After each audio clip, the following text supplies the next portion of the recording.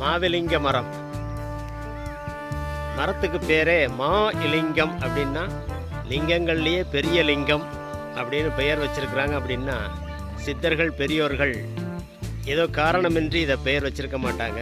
லிங்கம் அப்படின்னாலே சிவனுடைய உருவமாக பார்க்குறோம், அது ஒரு சக்தியின் வடிவமாக பார்க்குறோம், மகா சக்தியாகவும் பார்க்குறோம். ஆனால் இது அதை விட பெரியது, பெரிய லிங்கம் அப்படின்னு இந்த மரத்துக்கு பேர் வச்சுருக்காங்க. அப்படின்னா இது மருத்துவ குணங்கள் அளப்பரியதாக இருக்கணும். அப்போ இந்த மாவிலிங்க மரத்தில் உள்ள மருத்துவ குணங்கள் என்ன அப்படின்னா பெயருக்கேற்ற மாதிரி மிகப்பெரிய மருத்துவ குணங்கள் இந்த மரத்தில் இருக்குது. இந்த மாவிலிங்க மரத்தினுடைய இலைகள் வீக்கங்கள், கட்டிகள், காயங்கள் இதுக்கெல்லாம் அருமருந்து. இந்த இலையை தண்ணியில் போட்டு கொதிக்க வச்சு முடிக்கலாம். பாத எரிச்சல் இந்த மாதிரி இருக்கிறவங்க பாதத்தில் இந்த இலைகளை ஒத்தனம் கொடுக்கலாம், வதக்கி கட்டலாம். எல்லாற்றையும் விட சிறந்த மருந்து அப்படின்னா இந்த மரத்தினுடைய இந்த பட்டை தான். பட்டை வலுவலுன்னு இருக்கும், செதுக்கி தான் எடுக்கணும். இந்த மரத்தினுடைய பட்டையை குறிப்பாக பெண்களுக்கு இந்த வெள்ளைப்படுதல் பிரச்சனையாக இருக்கும், இல்லை கர்ப்பப்பை தொடர்பான எல்லா பிரச்சனைக்கும் ஒரு அருமருந்து. இந்த பட்டையை எடுத்து நிழல் வெயில் காய்ச்சல் போட்டு, அதாவது நல்லா உணர்த்தி அதை பொடி பண்ணி வச்சுக்கிட்டு தினசரி சாப்பிட்டு வந்தாங்க அப்படின்னா அந்த பெண்களுக்கு கர்ப்பப்பை தொடர்பான எல்லா பிரச்சனையுமே சரி. அது மட்டும் இல்லை, ஆண்களுக்கு அப்படின்னா சிறுநீரக கற்களை உடனடியாக கரைக்கும்.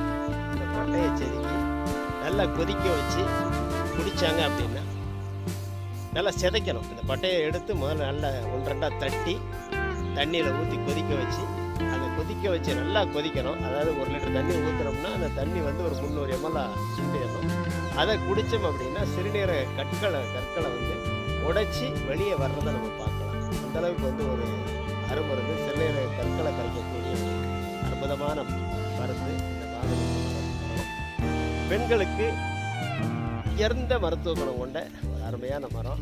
இந்த மாவிலிங்க மரம் தமிழகத்தில் ஒரு சில கோவில்களில் ஸ்தல விருட்சமாகவும் இருக்குது. சிவன் கோயிலே இருக்குது, அம்மன் கோயிலே இருக்குது, ஒரு சில கோயில்களில் இருக்குது. ரேராக தான் இருக்கும். பரவலாக இந்த மரங்கள் இப்போ வேப்ப மரமோ, புளிய மரமோ, பனை மரம், மற்ற மரங்கள் மாதிரி இது எல்லா இடங்கள்லையும் இருக்காது. ஒரு ரேராக வனப்பகுதிகளில் இருக்கலாம், ஆற்றோரங்களில் இருக்கலாம். இது ரேராக தான் தமிழகத்தில் இருக்கும். அதனால தான் இது கோயிலில் ஸ்தல விருட்சமாக வச்சுருக்காங்க. ஏன்னா இது மருத்துவ குணமுள்ள ஒரு மரம்.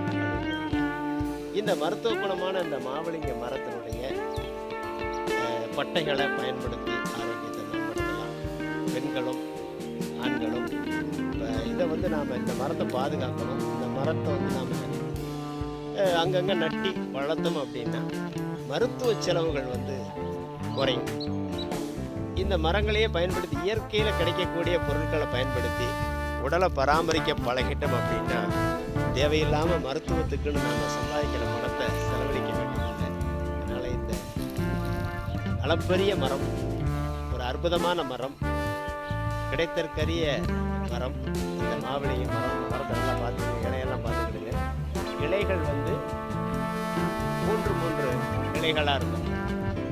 இலை 3 இது இப்படி 3 விரல் இப்படி நீட்டின மாதிரி 3 இலைகளாக இருக்கும். வில்வ இலை இருக்கும் இல்லையா, வில்வ இலை இருக்கும் இல்லையா, ஏறக்குறைய அந்த வில்வ இலை ரவுண்டாக இருக்கும். இது கத்தி சைஸில் இருக்கும், ஒரு நீல வாக்கில் கண் மாதிரி இருக்கும். அதனால தான் இதையும் லிங்கம்னு சொல்லியிருக்கலாம். அந்த வில்வ இலையோட இதையும் அந்த மகிமைக்கு வச்சிருக்கலாம்னு நினைக்கிறேன். அப்போ இந்த மரத்தை நீங்கள் எங்கே பார்த்தாலும் சரி, இதனுடைய பட்டைகளோ இலைகளையோ பயன்படுத்தி உடலை ஆரோக்கியப்படுத்துங்க. அது மட்டும் இல்லை, இந்த மரங்கள் அங்கங்கே ஒரு ஊருக்கு ஒரு மரம் இதை வளர்த்தோம் அப்படின்னா ஆரோக்கியத்தையும் நம்ம பெற முடியும். அது மட்டும் இல்லை, இந்த மரத்தினுடைய பெருமையை அடுத்த சந்ததிக்கும் நாம் சொல்ல முடியும். இயற்கையை பாதுகாப்பு.